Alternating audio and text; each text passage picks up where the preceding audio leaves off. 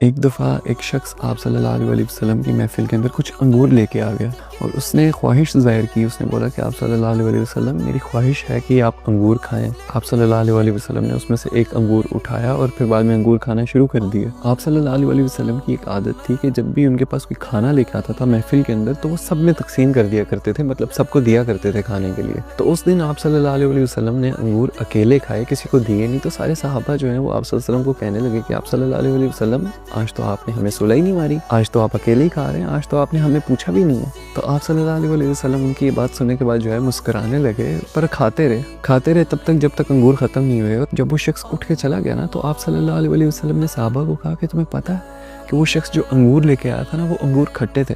میں نے تم لوگوں کو اس لیے کھانے کے لیے نہیں دیے کہ اگر تم لوگ کھاتے اور تم لوگوں کے چہرے اتر جاتے تو کہیں تمہارے چہرے اترے دیکھ کر اس کا دل نہ ٹوٹ جاتا. تو بات یہ ہے کہ اگر ایک انسان کے دل کا معاملہ اتنا نازک ہے، اتنا قیمتی ہے، تو انسان کو احتیاط کرنی چاہیے. اور آپ صلی اللہ علیہ وسلم نے فرمایا کہ تم میں سے اچھا مسلم وہی ہے، اچھا مسلمان وہی ہے کہ جس کی زبان اور جس کے ہاتھ سے دوسرے مسلمان محفوظ رہیں. اور اس پر تو ہمارے بزرگ بھی فرماتے ہیں، کہتے ہیں کہ دنیا کے اندر کوئی چیز اتنی میٹھی نہیں ہے جتنا انسان کی زبان سے نکلا ہوا ایک میٹھا بول ہے.